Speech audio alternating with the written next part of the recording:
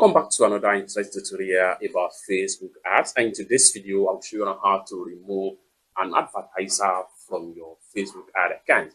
Let me show you how. So the very first thing you want to do is to make sure you log into your Facebook ad account. Having logged into your Facebook ad account, come down below right here. Proceed to this setting icon right here. Click on that. There you go. Next thing you want to do is to scroll down right here. Then you have ad account row right here, and then you have advertiser right here.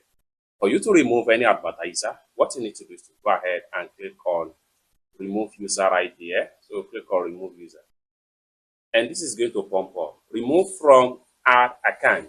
You are about to remove this particular person from this ad account. Go ahead and click on remove right here, and they will completely be removed from your ad account. Just like what you see right here, they have been completely removed from your ad account.